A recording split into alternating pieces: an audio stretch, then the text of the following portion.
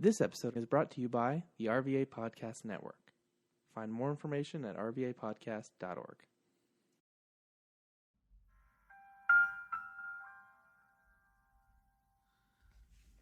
We do not own the rights to anything or any music that's heard during the duration of this podcast. Also, a lot of these shows will have explicit content. So if you are not a fan of any cursing or profanity, you may want to walk away, but that does not mean that every show will consist of such. What's good, y'all? It's season 5 of the Past BT Pod with your host, BT. We have a new season here, and it's time to get this show going. As you all know, we talk about sports. Sports won't be as big of a carrier this year. I think we'll be carrying more towards the stuff, and predominantly on the sports side, you'll be hearing more from the musical aspect, but we will still be talking about technical. We'll be giving you the video game content. I will still be going over the ass of the week. We'll definitely be passing the message. You'll be getting an angel number, and you'll get quite a few gems. So sit back, relax, take your time, don't waste your time. This is the Past BT with your host, Brian.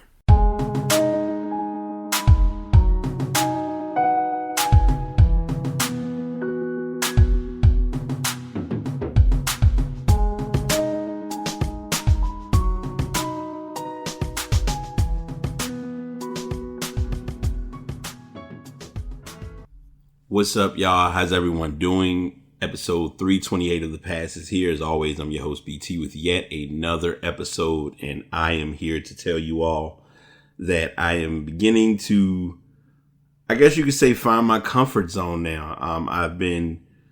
I'll get into a few topics. I have a couple things that I'll sidearm or sidebar, and then we'll get into what's been going on and with the sports world, tech world, music world, things of that nature.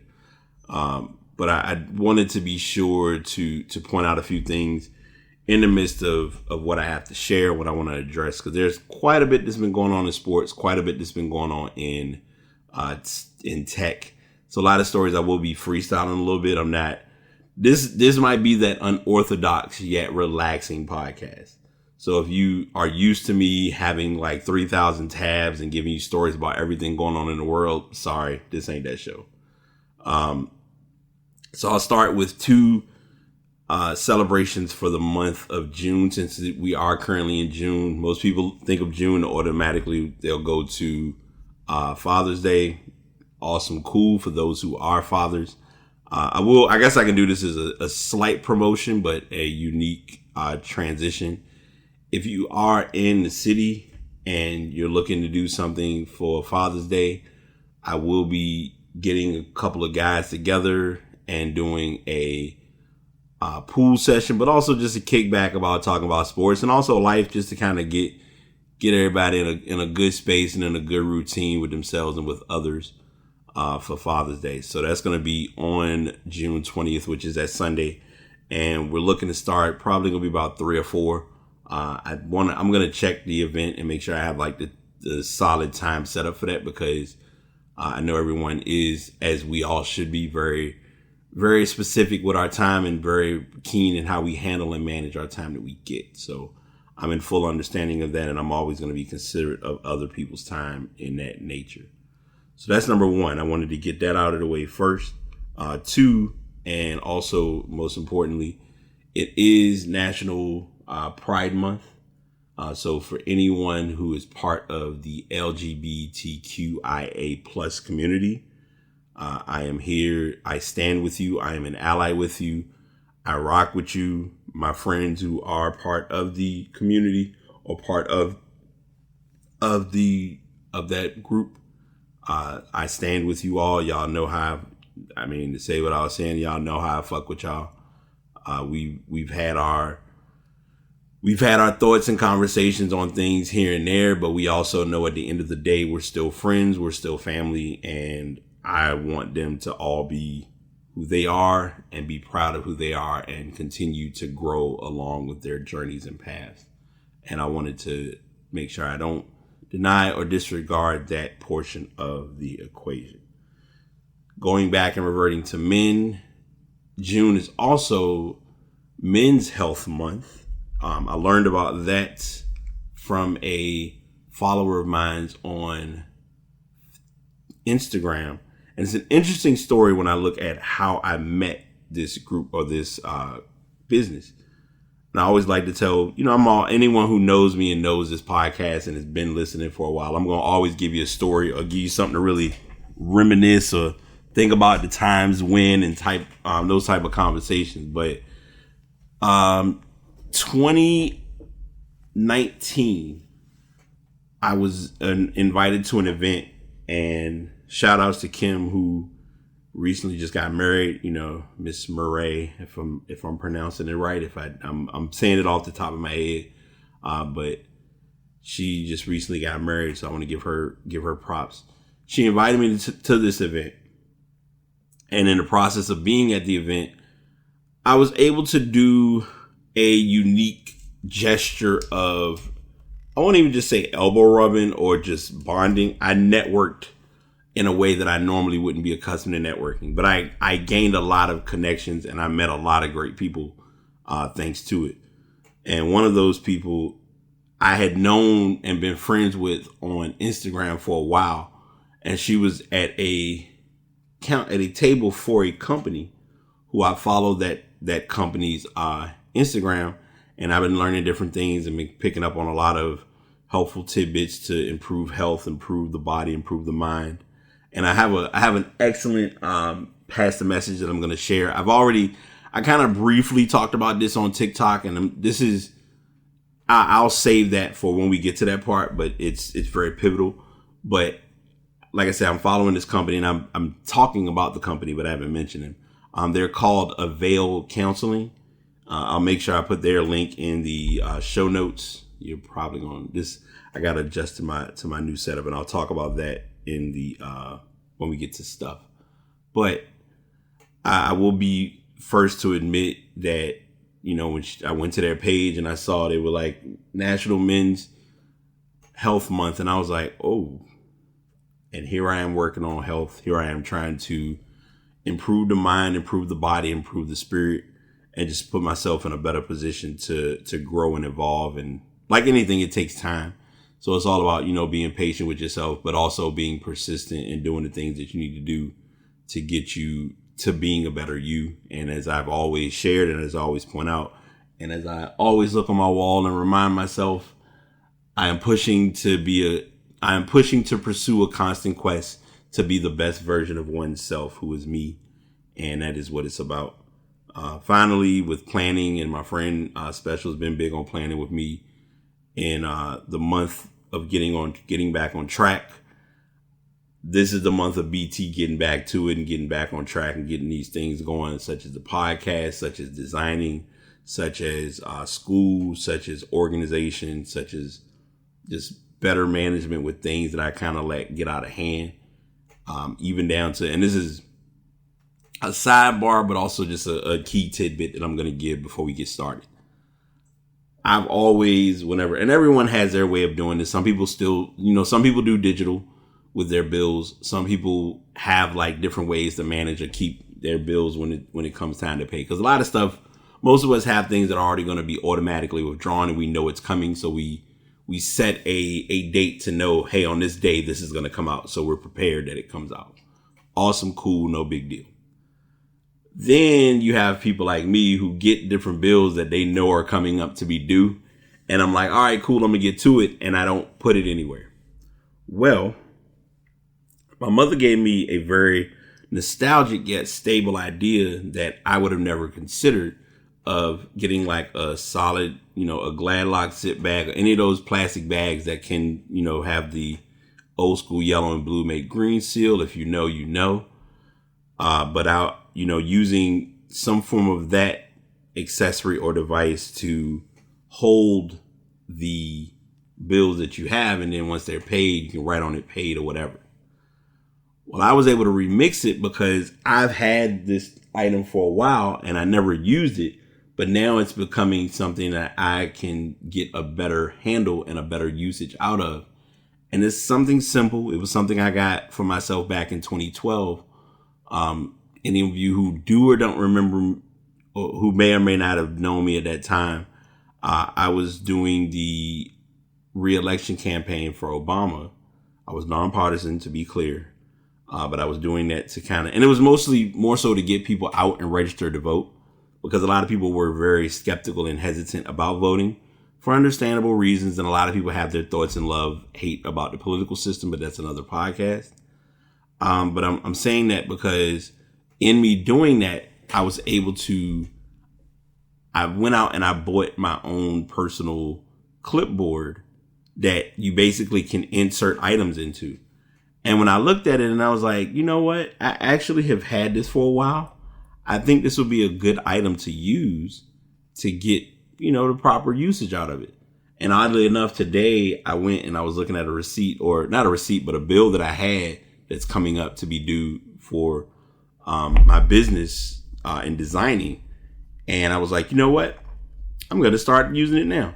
So I was able to put that away and have that stored away. So I'm not, when it comes time to look for it, like, oh my gosh, where is it? I can't pay it. Or I won't be able to get to it. So little things that we have, or little ways to be creative with how we manage our money, how we manage our time, how we manage our space.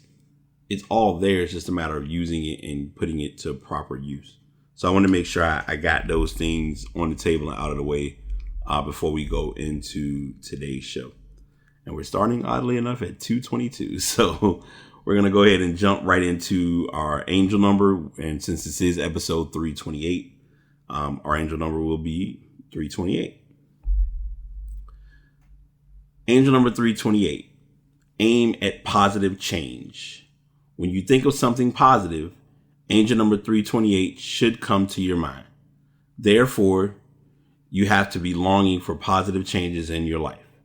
It will assist you in making the proper steps towards success. Additionally, it will enable you to adjust to situations that you do not conform to your life. The spiritual views hold that you have to depend on your thoughts to make the right choices, but it should be the opposite. Let the angels be your guide as you make ends meet. The manifestation of success is evident when you have the inner feelings that support your ideas. The symbolic meaning of 328 asks you to endure the challenge that you encounter in your life.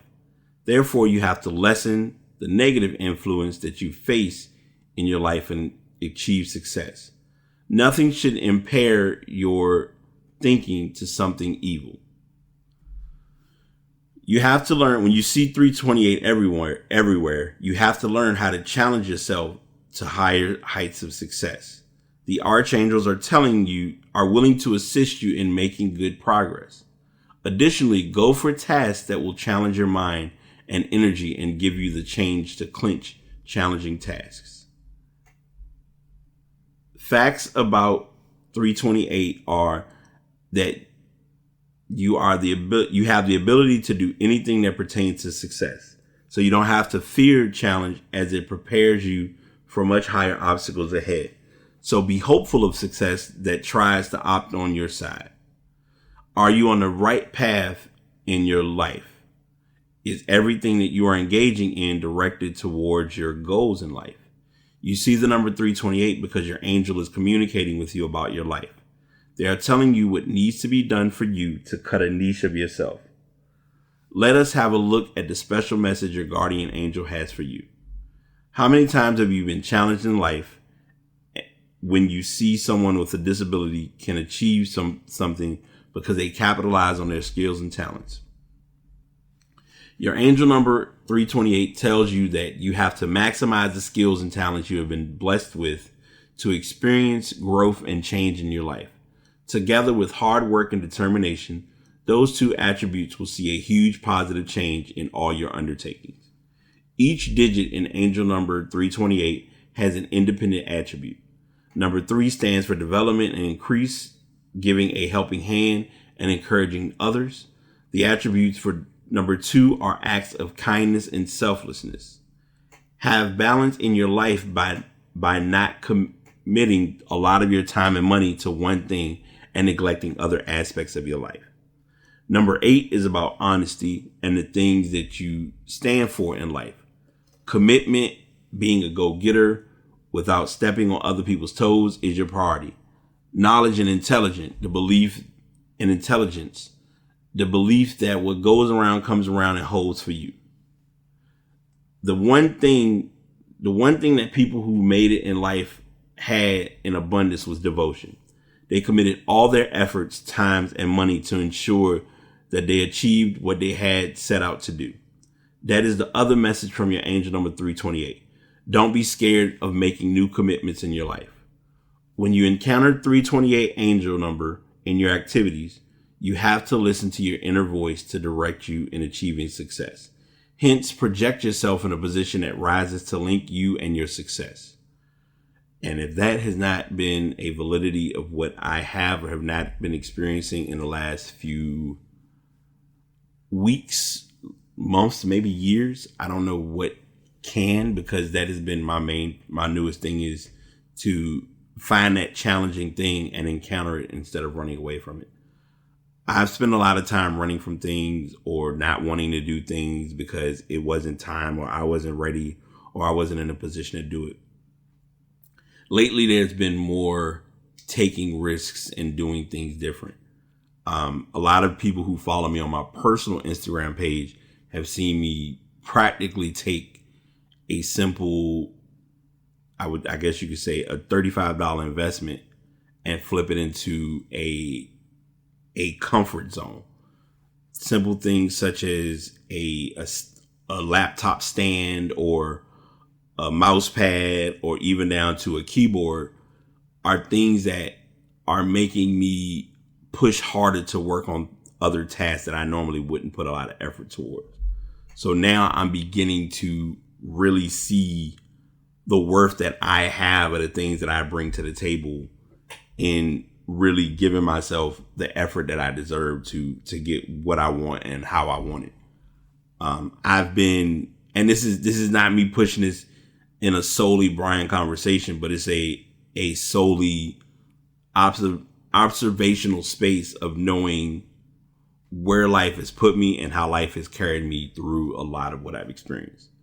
So I want to at least be sure to put all of those things on the table before we really unpack or get into what has and hasn't been going on. So I have one story that I'm going to put a lot of time into. So I'm going to save that for a quick moment. And I'm going to talk about the playoffs for the NBA. Because like I said, I like to come back each week and let you all know what new has happened. I believe when I did 327 as a guest, Miami had been swept by Milwaukee, which I think people were quote unquote shocked by, but also Miami just came out with a much more focused formula. The series that shocked me but didn't shock me was Atlanta and New York. And the only reason I say it shocked me but it didn't was because Trae Young, we know, can shoot. We know Trae Young can play basketball. I look at New York, I see Derrick Rose. I catch Elfrid Payton. I actually saw some Emmanuel Quickley highlights, which was astonishing. You have Julius Randle. And then you have other guys who are kind of like hit or miss in what they're doing. I like him, but he gets on my nerves. Nerlens Noel gotta bring more. It amazes me how and I'm not counting your pockets. The NBA is doing that for me. But looking at his pay and what he's earned and the production on the other side of it, it's borderline cringeworthy to watch. And I make that statement in that manner only because it just,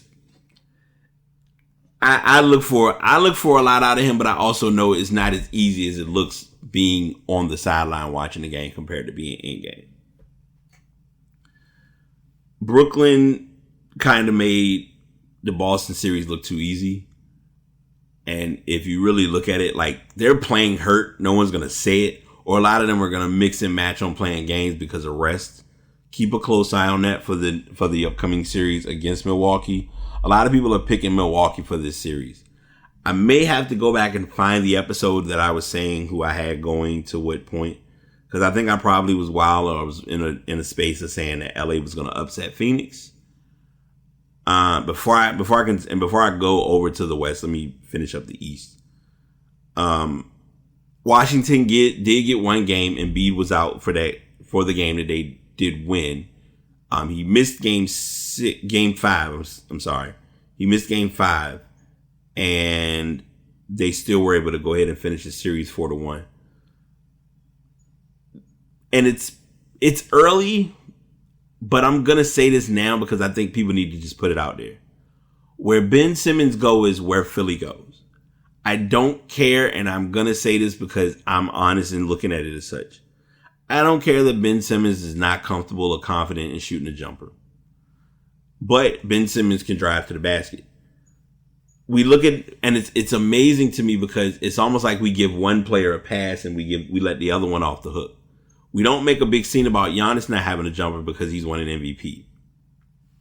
But we make more grief about Ben Simmons not having a jumper, but Ben Simmons has a stretch big, which I've come to that conclusion because we were having a conversation in my sports group about different players who you would put in what's considered like the NBA Hall of Fame or the NBA Mount Rushmore of generating or creating trends. And I think on that list it was Kobe, Jordan, LeBron, and Steph. And a lot of people didn't understand why Steph was on there, but the reason that oddly and transparently made sense is because Steph caused more people to say, hey, this 3-point line looks cool. Let me see what I can do out here. And basically that's what people did. More people took more risks and were more open to shooting threes than ever before. And at first, when you look at it or you really think about it, you're like, I don't get it. But then if you really break it down, it makes more sense. And yes, the list, it was saying the 4 most influential NBA players of the last 30 years. And they have Jordan, Kobe, LeBron, and Steph. Jordan because everybody wanted to be like Mike. Kobe because Kobe introduced the Mamba mentality. LeBron because whether anybody wants to say it or not, he's the definition of a cheat code in a video game. He is athletically built like no other person we're going to see play basketball ever.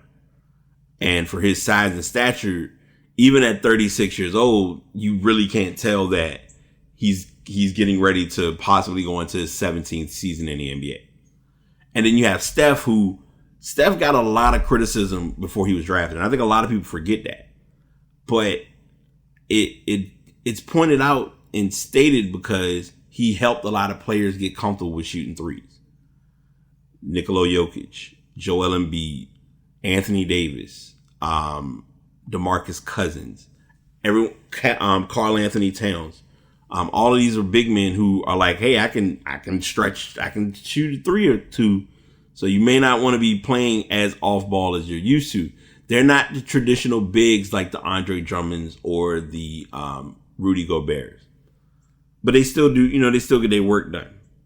So I'm making those mentions, or I'm making those notions because even with Ben Simmons not having the greatest of a jump shot, he has a Joel Embiid who can actually hit threes when needed. I mean, you had someone who arguably was in the conversation of MVP. Like, if it's a close race between him and Jokic, I'm okay with that. And that's just how I look at it. So that gives you your conference setups of Philly and Atlanta, and then Milwaukee and Brooklyn. If the same Trae Young that showed up in the first round shows up in the semifinals, it's going to be a really interesting series for Philly. Because if you really look at it, you have John Collins, you have Trae, Capella. They've been running this right now without Cam Reddish. They have the other kid who's in his second year from UVA. I can't remember his name. I want to say it's DeAndre something, but I can't remember his last name. But I like Philly. I'm saying I like Philly. I like Atlanta in this series. but it's going to be a very long series. And it's going to, again, like I said, come down to what Ben Simmons we see. Brooklyn and Milwaukee, I'm going to say it once and I'm going to say it again. James Harden is going to be someone to really show up because he has the biggest chip on his shoulder for this series. If Milwaukee pulls off the win, I'm not going to lie, Milwaukee has the strongest chance of winning the championship. But if if Brooklyn wins it, then we really will have that conversation when we get there. But I would be picking these two matchups. I'm looking at Atlanta and probably Brooklyn. Early. This is early. I don't know anything from anything. I'm always bad with doing picks. Anyone who knows me will attest to this. That's the reason I don't do any fantasies or any drafts, because it's just not me. We roll on over to the West, and Utah, it looked like Memphis could have showed some glimmers or sparkles of shining moments, but they couldn't do it, and Utah just came out in full force. The one game, I believe they won game 1, and that was the one because it was such a big controversy of Donovan Mitchell being out, which I'm going to get to that on another game in a moment. But having Mitchell out for that game affected the play of Utah, because they kind of, to say what I was saying, Utah runs their offense through Mitchell. Even at his size, at his stature, at his way of playing, he is their offense, which is completely okay. But then you have to look at the other factors. You have to look at the other players. You have to really look at the caliber of the team. Where he goes, they go. You just got to call it what it is.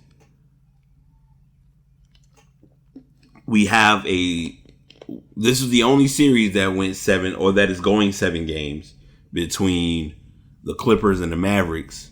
And oddly enough, the road teams have won each matchup. So that should be very telling, because I don't know if the Clippers are going to, like, I resurrected my Clubhouse account yesterday, and I was honest in what I said in saying that I feel like the Clippers are going to clip. And because we've given it 2 years, even with Tyronn Lue being there, Lue's going to stay. It's his first year. But I feel like either Paul George or Kawhi are going to leave, if not both. Something tells me it's not going to be a long-term match made in heaven. Just my observation. But we'll see what happens. Like I said, I'm picking Dallas for that game. On a lighter note, I need Kristaps Porzingis to show up. I know I'm probably being greedy. I know I'm asking for a lot. But I need Porzingis to show up. And I just don't know if he wants it like other players on the team do. Now, that's me talking out loud, but I just don't see it in him. Doncic is going to go out and score 30 or 40 a night. That's Doncic. We know what we getting. It is what it is. If you know, you know. And that, like I said, whoever wins that series will then go on to play Utah, and we'll talk about that next week. We'll probably be a couple games into that series, whomever they're playing, and then we'll kind of give some thoughts on what could happen and who goes on to the conference finals. The lower half, Denver, Portland. Denver did what they were supposed to do. Dame did everything he could. CJ McCollum played as best as we could see, but it wasn't his best. I mean, it's tough. But McCollum played basketball. Jokic was somewhat of a no-show. And I was just, when this conversation came about Portland, I'm open to saying this. The biggest hurting factor for Portland, in my opinion, Portland doesn't have any young depth on their team. Now, let me be clear. The only player that's on the team that has played over 10 years is Carmelo. Cool, I'll give you that. But when you look at guys who have played 3 years and under, there aren't many. You have Nasir Little, and you have Anthony Simons. And then after that, it's kind of like everyone else has been in the league at least 4, 5, 6 years. Dame is, I think, in his 8th or 9th year. McCollum is in his 8th year. And it just, And I know I'm talking about Portland more on this one than Denver, but I'm going to say this with Denver. Michael Porter Jr. will be the X factor. You don't hear about him a lot. Michael Porter Jr. will be the X factor. I know a lot of people will say, well, what about Aaron Gordon? I know what I'm getting out of Aaron Gordon. I'm going to get just enough. And I don't want to sound like this and saying it this way. You got to take what comes with that. You get what you get and like it. And that's just what it is. Michael Porter Jr. is going to need to really show up and show out. And that's just how I'm looking at it with his game. But yeah, Denver was able to finish that series. The series that everyone talked about, I'm not going to give a lot of excitement or attention behind it because it's a lot of things that weren't said, and I'm going to be emphasizing on the other parts of it. But the Lakers lost to the Phoenix Suns 4-2. There was questions and concerns about LeBron's effort. He didn't show up where it mattered most. No one quits on the team in the playoffs if it's win or go home. I don't think anyone who's considered the GOAT would lose in the first round. Really?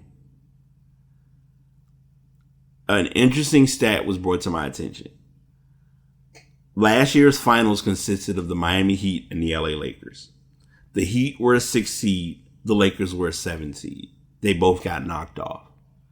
Shortened off season meant longer season ahead.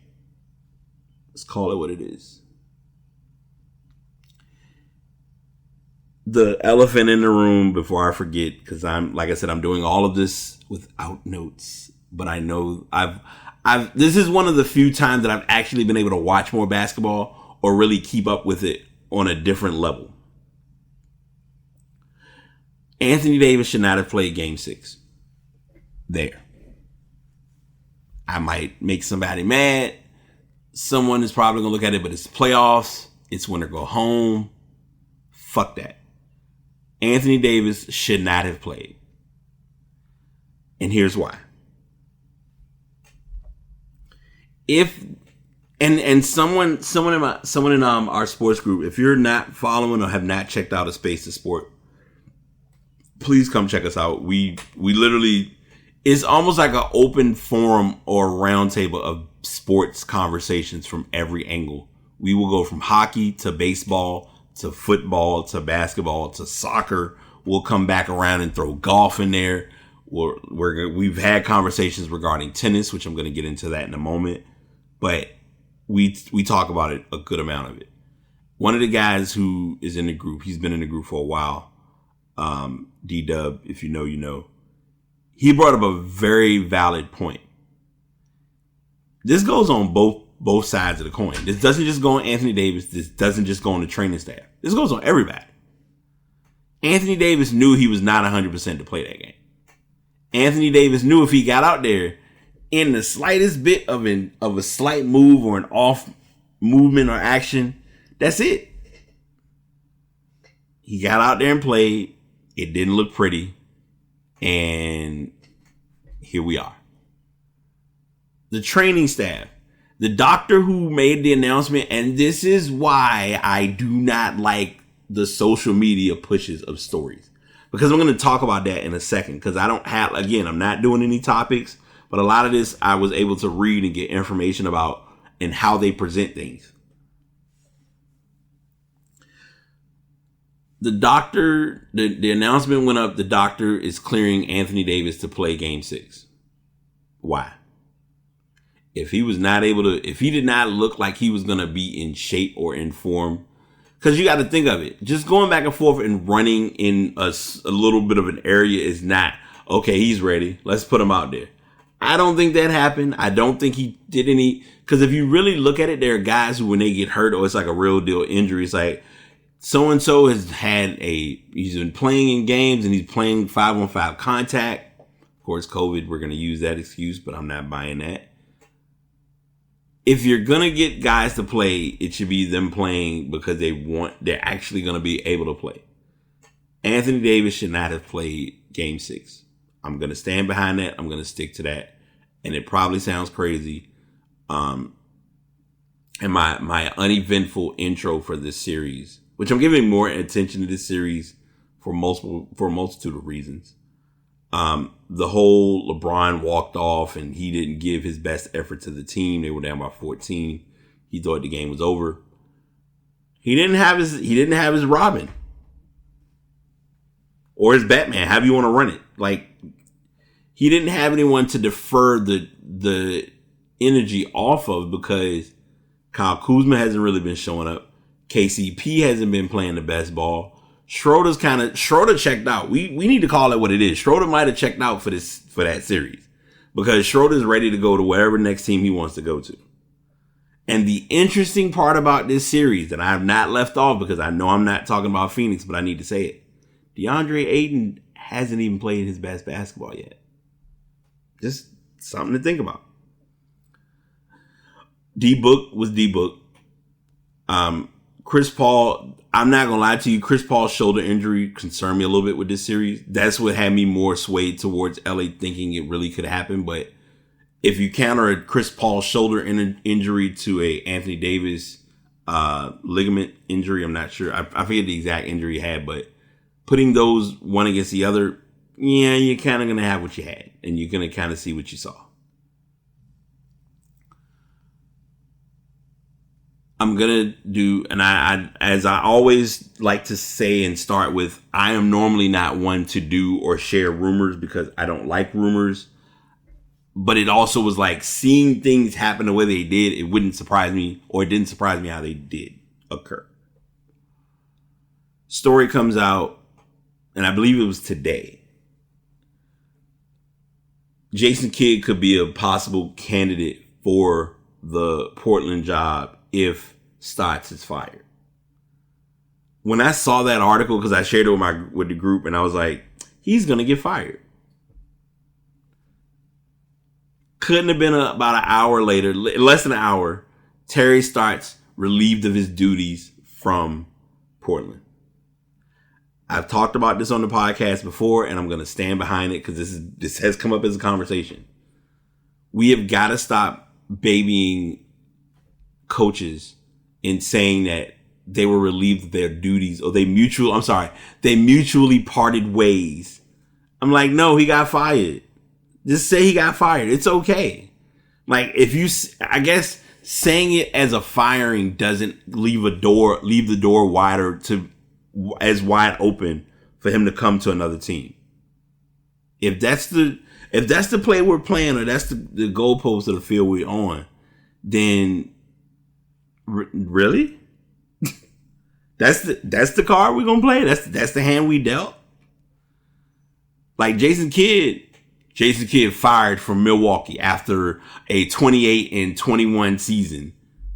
Like, when it's certain coaches who have gotten fired and it still just haven't bounced back. Avery Johnson, where you at? Avery Johnson hasn't seen the light of day. And it's tough because if you look at it in basketball, the coaching carousel is a little more open. Whereas in football, it's like you got to know somebody that knows somebody who knew somebody that could get somebody to get a position. And it's like, really, y'all? Like, how are we supposed to be working on equality when we're not being equal? But I digress, because we know what all that transpires from. But Stotts got fired. Then the story came, there's a possibility Stotts could be landing a position with the Indiana Pacers. I'm like, well, damn, they done fired the Pacers coach that quick. Or they said pending if he gets fired. I'm like, I wouldn't be surprised if he gets fired. Because it's like you're already putting it on paper as if you know it's coming. And it just hasn't officially hit the airwaves as this coach is being fired or relieved of his, this coach is being relieved of his duties, and they mutually parted ways. We bought out his contract.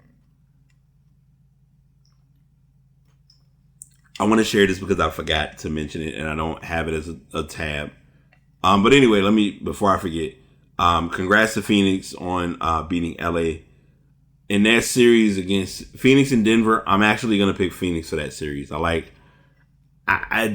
I'm getting 100% Chris Paul, I'm easily going to pick Phoenix. But I still do think Jokic is going to triple W to death. So there's that too. I don't have this as a tab, and I don't have this as a story, but it just dawned on me, and I want to make sure I give it the attention it deserves. Coach K's final season will be this upcoming season, and he's retiring after this season. Now, this tells me a couple things, because I believe on this show we talked about Roy Williams stepping down. Roy Williams stepped down.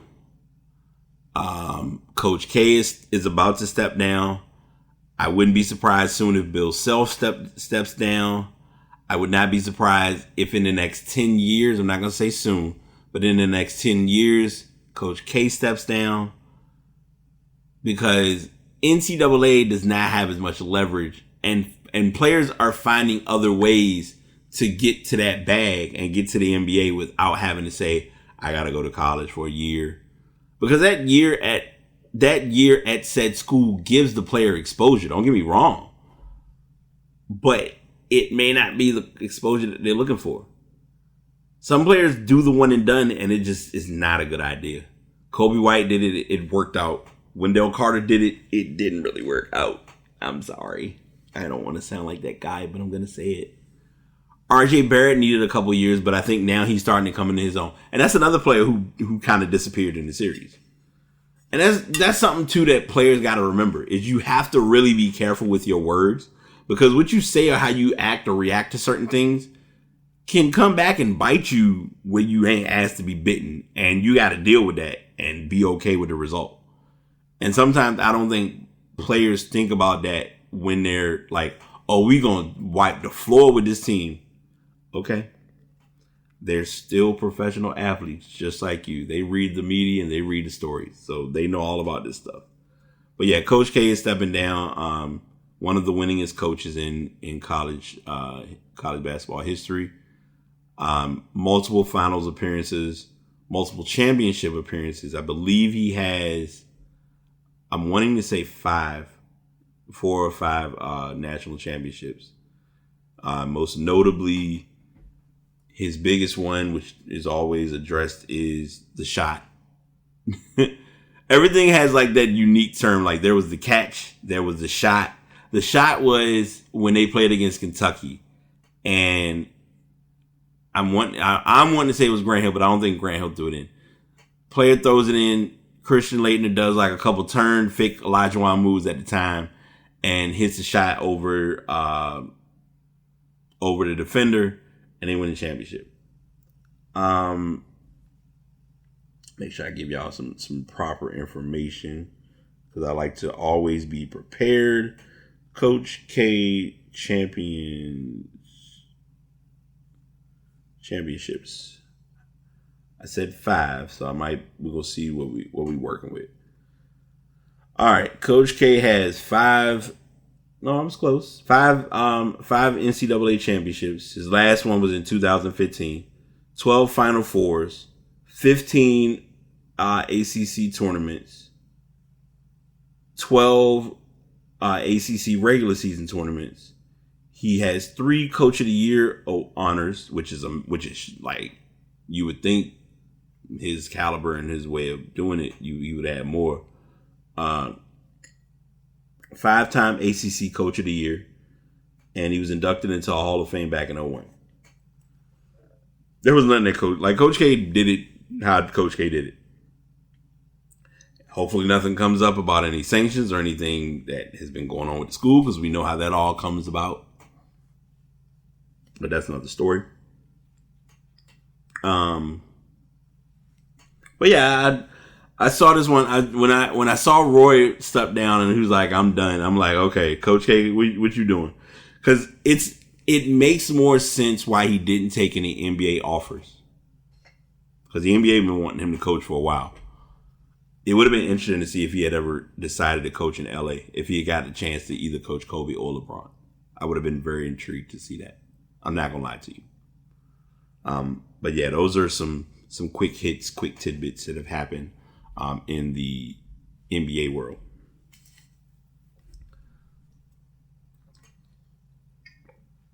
The meat and potatoes of this podcast, we're at the 43-minute mark, of course, and I always do this, but this story was, I didn't read much on it, but I saw quite a few conversations about it. I didn't listen to a lot of media personalities address it. I didn't really get into, even on Clubhouse, I didn't get into any rooms that talked about it. Only because it's something that needs to be addressed. And the way it was addressed is really opening people's eyes. For Christ's sake, and I'm proud of her for earning this, because it tells you the impact and the importance of it. She was able to get a sponsorship through Calm because of this. And I'm gonna talk about this before we go any further. My friends and I have started a thing, and I'm telling everyone about this because I might have talked about it on the show before, and if I have, my bad. But I'm gonna share it again. There is a system that Calm has called the Feelings Wheel. That's what it's titled as.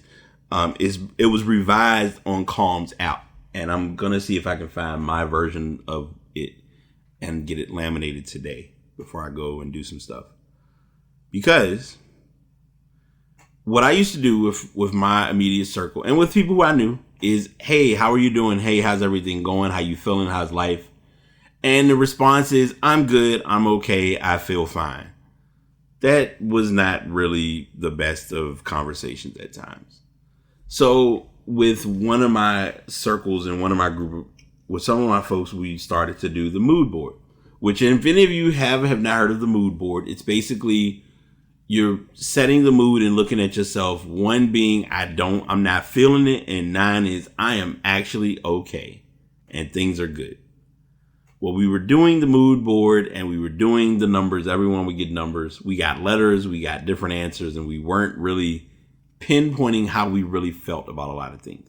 I know it still stands out because it was the craziest day. I was a 1 and everybody personally reached out to me to make sure I was okay. And it just was, I think I was just off a little bit with some stuff, but it happens. Fast forward, we changed it up, and I happened to find something that I thought was pretty creative and pretty different called the Feelings Wheel, where it has 7 different feelings on the inside. And then it expands to more feelings of each one of those in the first circle out of it. And then there's a second circle out of it. And you pretty much are going to pick 2 words on those 2 outer circles as your feelings.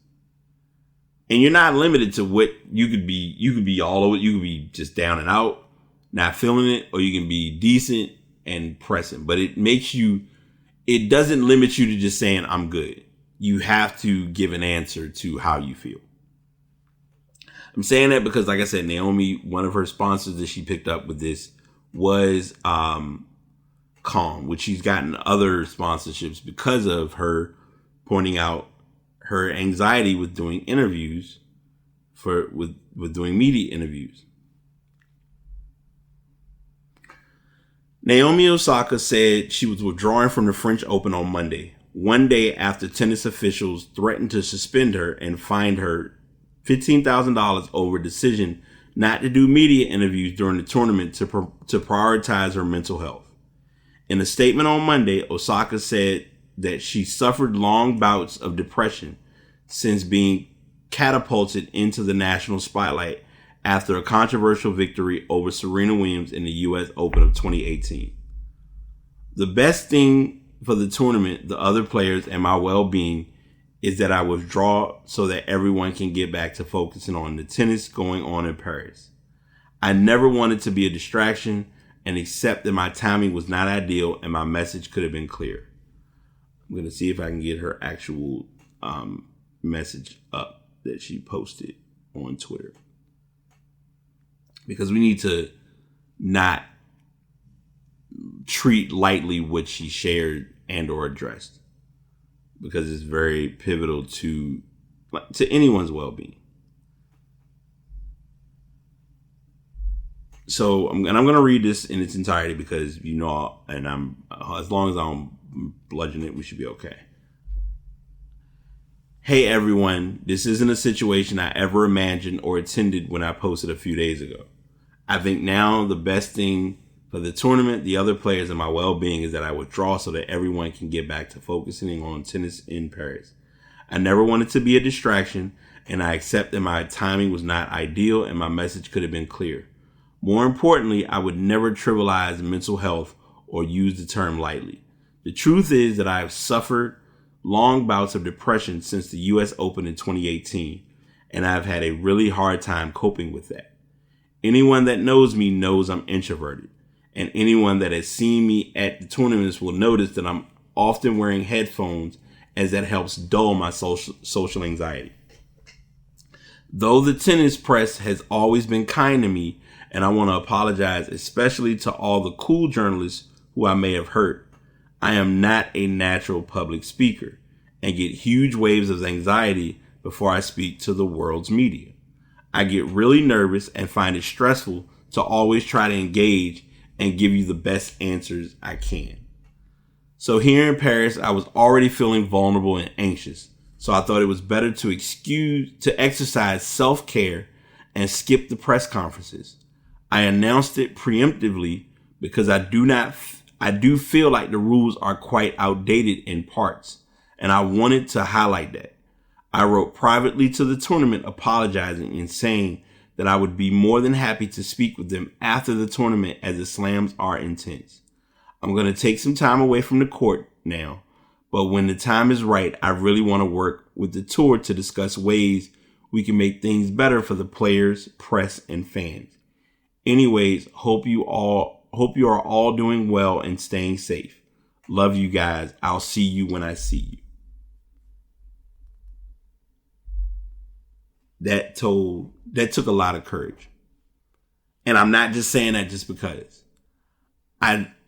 When you're on a main scale or a main stage to be put in a position to share or address different thoughts or feelings, it can be very tough. Because when something happens or when something is done, you're then put in a position I have to say the right things. I have to do the right things. I have to be the right person. And at the end of the day, we always are looking at it as be yourself. But it's tough to be yourself when you're put in a position that forces you to be yourself and then some. They mentioned, they reference a couple of the links to a couple of statements that I made. I've already read from the actual statement. Gilles Moreton, president of the French Tennis Federation, said in a statement that the organization was sorry and sad for Naomi Osaka, and he called the outcome unfortunate. We wish her the best and the quickest possible recovery, and we look forward to having Naomi in our tournament next year. She's probably not going to participate next year.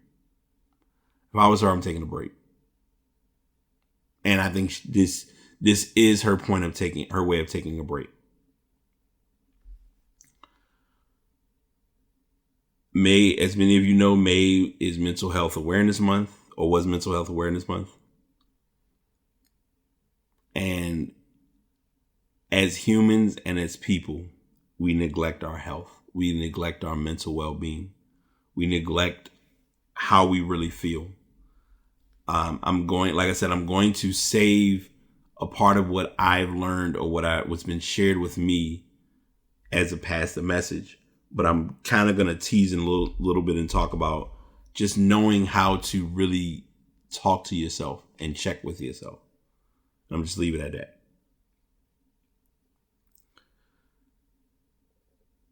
This story makes it clear that, like she's stating, a lot of the rules and a lot of the processes are still antiquated and still outdated.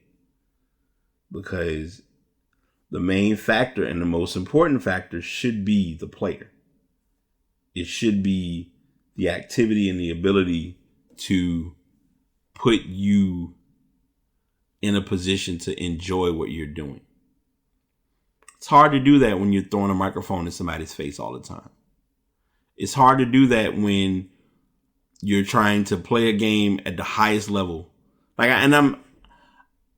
I'm saying this because I want to make sure I'm clear with where I'm going with this.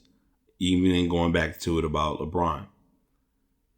If fans watch the game, but they're not in that position of being a media person and asking those questions or understanding what LeBron is experiencing or what he deals with as a player.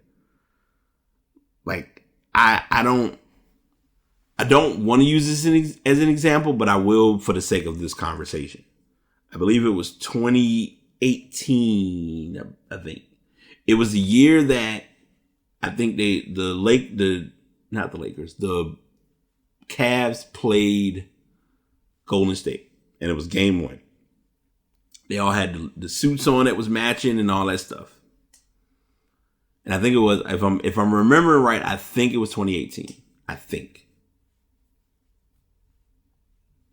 I can recall that series, or I can recall that season, because here it is. You know, LeBron, they lost game 1. It was a close game. LeBron went out and played his best basketball he could. I think they ended up getting swept that series. But, you know, you got a media person that's sitting right there and they're asking you these questions. And he just came out and asked like the most out of pocket, off the wall question of what was someone thinking in a moment. And it's like, what would you think someone was thinking in that moment? And it's like, these athletes are put in a position that they have to answer these questions. I don't want to compare her to this, but it's similar to Marshawn Lynch. When Marshawn Lynch got up on the year they went to the Super Bowl, and he's like, I'm just here so I won't get fined. And he literally reminded them of that the entire time he was on stage. I am just here so I won't get fined. I do not want to answer all these questions. I don't really want to talk to y'all, but I'm going to sit here. I'm going to give you all the content that y'all need, and y'all can leave me alone. And that's basically how he handled it. Naomi Osaka is 23 years old. She's going to skip, she should skip the news conferences, noting that the repeated questions, particularly after losses, sowed feelings of doubt. If the organizations think that they can just keep saying, do the press, or you're going to be fine, and continue to ignore the mental health of the athletes that are the centerpiece of the corporation, then I just gotta laugh. Officials at the French tournament asked her to reconsider her position and try unsuccessfully to speak with her to check on her well-being, but were unable to engage with Osaka, according to a statement Sunday from the U.S. Tennis Association. The French Tennis Federation, the All England Lawn Tennis Club, and Tennis Australia. Naomi Osaka today chose not to honor her contractual media obligations. The Roland Garros referee has therefore issued her a $15,000 fine in keeping with the Article 3H of the Code of Conduct. The statement said the mental health of players competing in our tournaments and on the tours is of the utmost importance to the Grand Slams. What made this amazing is even after her getting fined, different companies who were doing sponsorships came out and like covered that amount and then some. Because you really don't know what a player is or isn't going through when they're out doing said activity. And this is a prime and perfect example of this. I send nothing but well wishes to her.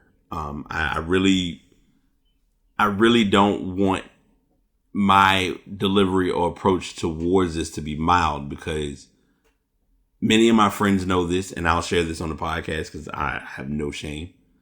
2019, I believe. Yeah, 2019, I started, I did therapy.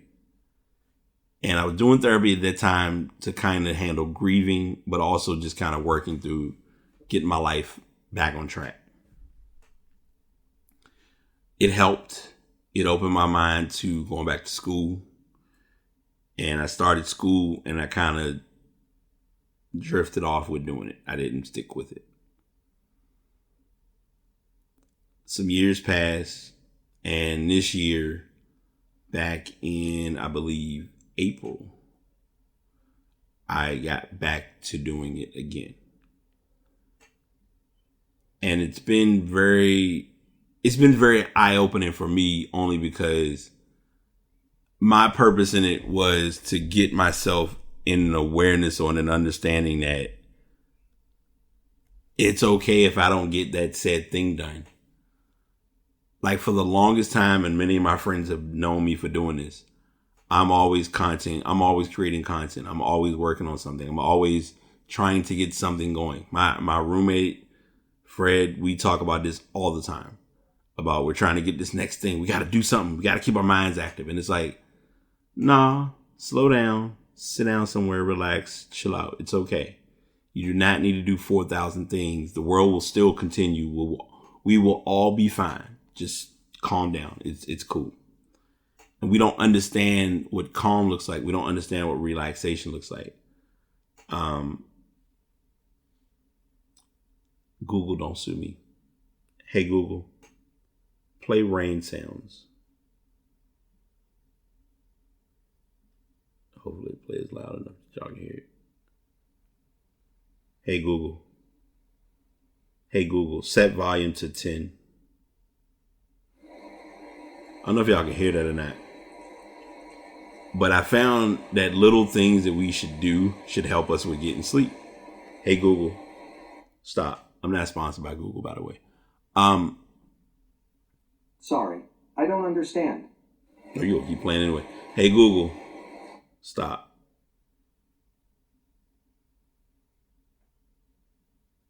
Okay. Sorry about that. But I found different sound effects or different ways to be more creative with getting rest. Because the mind doesn't do very well with resting.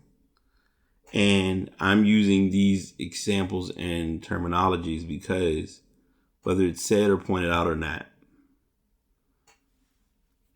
it's hard to be a celebrity and be put in a position to, heaven forbid, actually rest and let the mind rest, let the body rest. Because we don't know what that looks. They don't know what that looks like. They're expected to go out and be a machine and play and athlete and sports, like do everything and not like actually be human. And it's like, you do understand that's not fair to them, right? Like that is very, very weighing on the body, very weighing on the spirit. And her stating that this was a lot and she needed a moment. It's made and it's making people are beginning to think more about how they take care of themselves or if they're taking care of themselves properly. So whether she knows it or not, she's made an impact on millions of lives. I know I've talked about it before. I connected and understand a lot better what Brandon Marshall does on I Am Athlete, because when for him to go as a football player to go up to a microphone and say, you know, I'm dealing with BPD, as in borderline personality disorder, that ain't nothing easy to just go out and just outright say, but it drew and gravitated a lot of people to really think about whether they were or weren't experiencing it.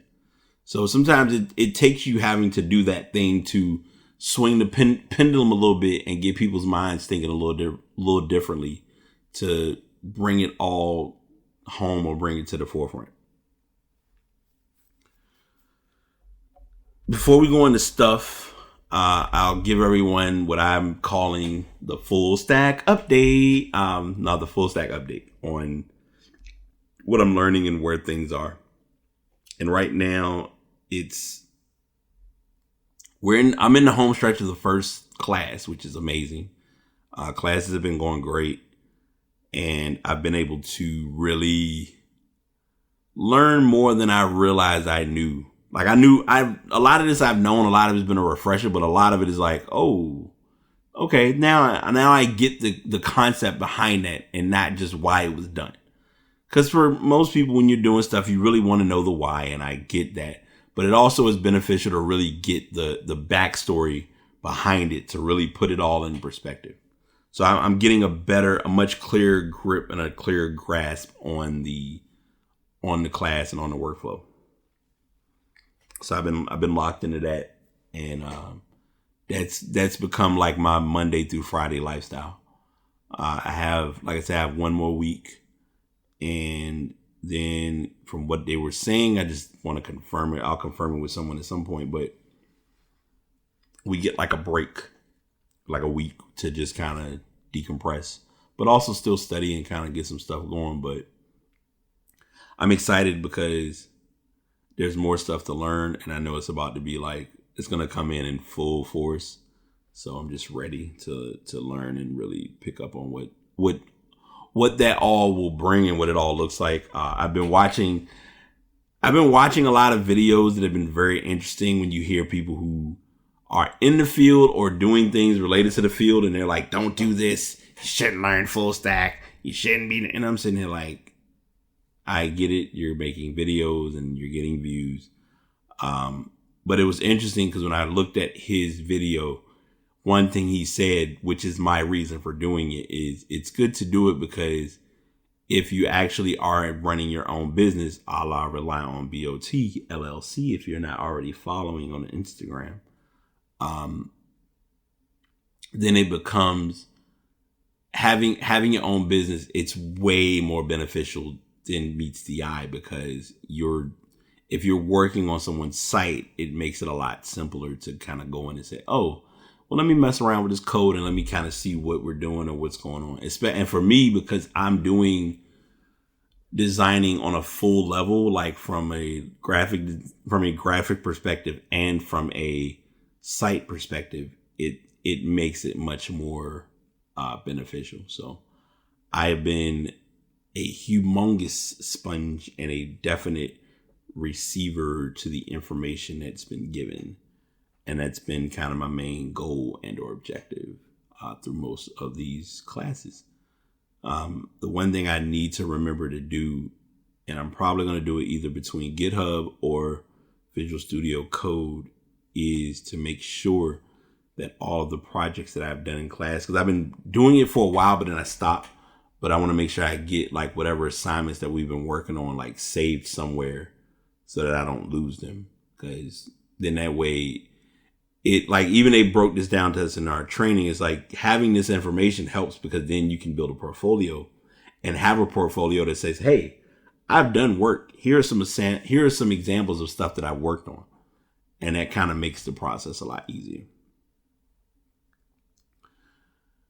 I know it was coming. I won't surprised. No one should be surprised. But Windows 11 is coming soon. Oh, and before I forget, because I don't want to downplay this, WWDC, aka Apple's big boy event, is next Tuesday. As I always am transparent and telling y'all, I will find the 10-minute snippet that breaks down what's coming, and I will report back on what to expect or what you're going to see in possibly iOS 15, and all, as well as any other enhancements to other Apple-based products. So Microsoft has been teasing a next generation of Windows for months now, but the hint suggests that the company isn't just preparing for an update to the existing Windows 10 software, but a new numbered version of the operating system. The software giant announced a new Windows event for June 24th, promising to show what's next for Windows. The event invite included an image that looks like a new Windows logo with light shining through the window in only 2 vertical bars, creating an outline that looks very much like the number 11. Okay. I can go with that. Microsoft followed up with an animated version of the image, making it clear the company intentionally ignored the horizontal bars. Microsoft's Windows event also starts at 11 a.m. Eastern Time, not the usual start time for your typical Windows and Surface events.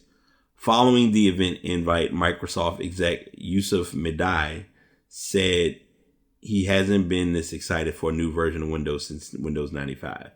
It's the first time we've heard Microsoft specifically mention a new version of Windows is on the way.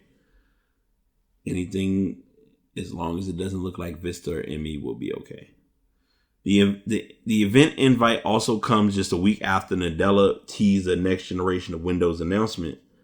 Nadella promised that Microsoft would soon share one of the most significant updates to Windows of the past decade. Microsoft's Chief Product Officer Panos Panay also teased the next generation of Windows earlier this year. If Microsoft is truly readying to move beyond Windows 10 and towards Windows 11, we're expecting to see big visual changes to reflect that. Microsoft has been working on something codenamed Sun Valley, which the company has referred to as a sweeping visual rejuvenation of Windows. And they get more information about what Microsoft has in their bag. I'm gonna quickly, if it's not anything too overly animated, see what this event image has. Probably nothing huge. So it should, okay. So through the Windows light, it shows the actual window, so the window is like the sun is coming into the window, and if you look at what it's generating on the ground, it shows as 11. So, okay, well played. I think it'll be amazing. Microsoft, I mean, they're gonna this can then integrate into the intrigue of their new 365 products. Because I think what they can do now is if you just keep updating and keep 365 well patched, you don't really need to drop a new Office anymore, in my opinion. And of course, like I've talked about before, you always have your Google Drives because you can use pretty much all your Google apps as Office-based programs and not have to go out and literally buy Office if you choose not to. I always like to give that option and remind people about that because sometimes we do forget, and it's a habit. It's a natural habit, and I totally can relate as to how that can occur. Our music sesh AirPod Escape. A friend of mine, she told me about it. I haven't listened to it yet, but Lil Baby's new album came out, and Alicia Keys brought back the 20th anniversary of songs in A minor, which showed my age because I didn't realize it had been that long. Like for some reason I thought it came out when I was in high school, but then when I realized it was like, oh, I was a year removed. But I think I can remember where I was when that album first dropped because I think I had just started my Life Full Circle. Anyway, I had just started a gig that I rotated back to multiple times. I'll just say that. And in doing so, it was able to the album just had a lot of content on it at its time. And now, like, even going back and listening to it, so I started another group on Facebook called Music, what did I just call it? Because it's like a very creative and comfortable space for people to really listen to music. Music Escape Haven. Because I knew it was meh, but I didn't want to say the letters meh because that wouldn't have made sense.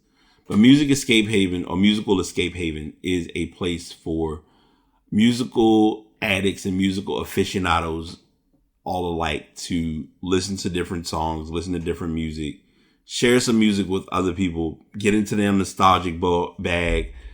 My boy, he's a moderator, and I've let him share different stories or different things about different albums or songs. Like, what are your 3 songs that are your dancing songs that if they come on, you about to get on the dance floor?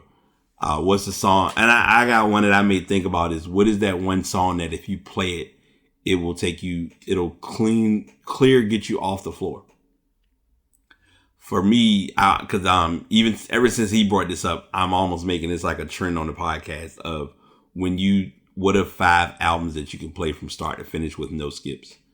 And we've had some great shares of some albums that I'm like, wow, I forgot all about this album.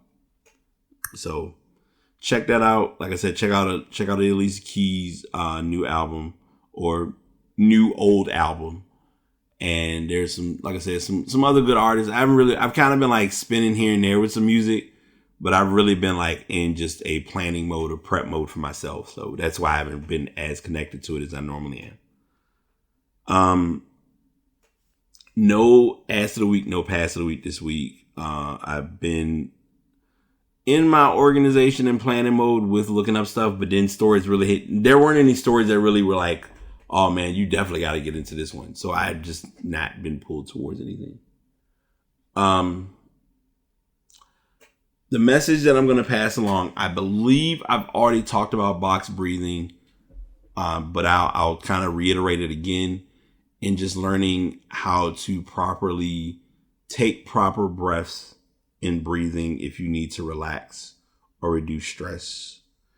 And I've written a blog about it. I'll make sure I put the blog in the show notes for you all to definitely read at your earliest or at your own leisure.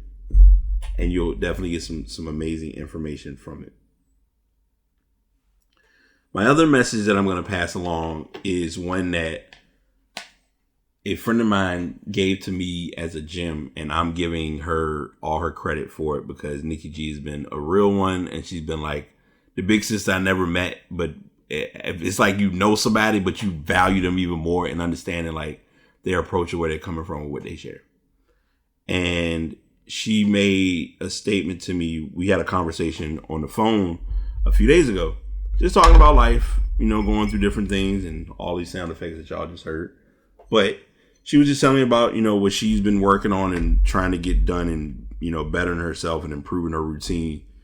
And she said, for the longest time, I've always checked in with myself. I've seen how I was doing. I've done my assessments, but I never actually checked with my body how I was doing or asked my body if it was okay to do something.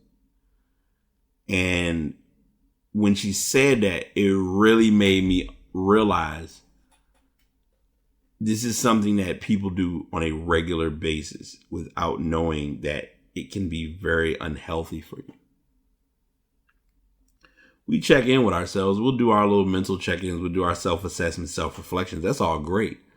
But when it's that time of that moment of like, hey, I need to unpack and I need to see what I am putting into myself physically that is worthwhile, or if I'm putting things into my body that are killing me or causing toxins to come about that I shouldn't have, how can I realign or how can I adjust that?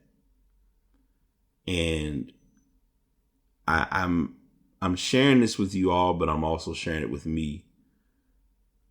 A lot of what goes in is what affects what comes out. If ain't shit coming out, then that means something. Or if shit is coming out, then some shit must be going in, or something that ain't right is going in, could be. And we need to take that time to really look at what we're doing right, what we're doing wrong, ways to improve upon ourselves. It's almost like giving yourself a progress report, but just on a different scale. And sometimes progress reports, or sometimes those moments or opportunities of improvement can be what you need to get you to that true form of that next level. And you don't know it or don't realize it because you're not in a space to receive it. Sometimes we're always in the space to receive it, but we sometimes don't allow ourselves or put ourselves in the right space to receive it. A friend of mine has talked to me who I'm patient, but I know I got a hunch she's about to get back in her podcast bag soon. And we were just having a conversation about how sometimes you got to let up, you got to relax, you got to chill. And personally, to say without saying it, chilling has been something that I've done, but chilling hasn't been done properly for the right cause. And now, I'm not going to say I'm paying for it, but now when times and opportunities come that I really do need to chill, I chill, and I really do focus on my chill time or my downtime. And more of us should be finding a way to do that, especially for our own sanity and our own peace of mind. So my messages I share with you all is check in with your body. If you're doing something and your body's like, are you thinking of doing something and you like, hey, let me talk to my body and see how my body feels about this. Because my body might not want to do this.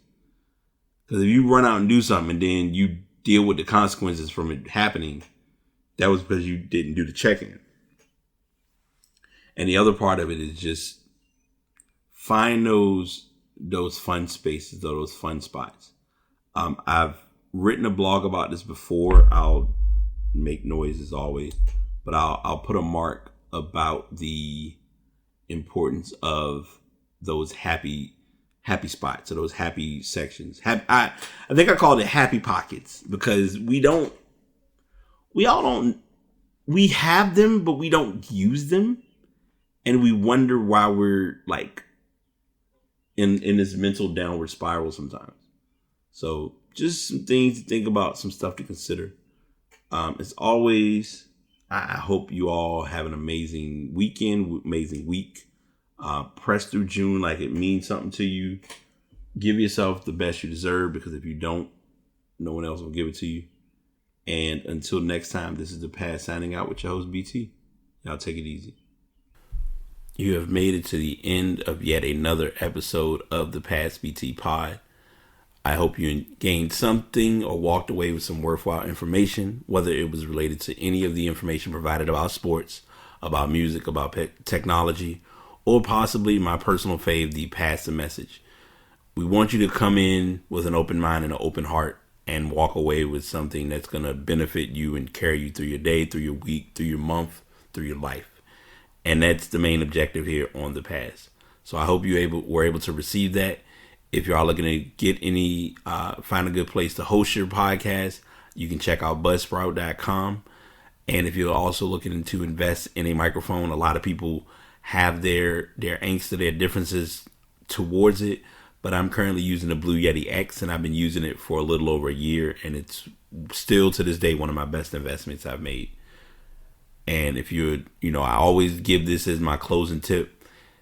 If you are a creative and you have the space to create, do not do your least to give your best effort towards what you're good at doing. Until next time, y'all take it easy.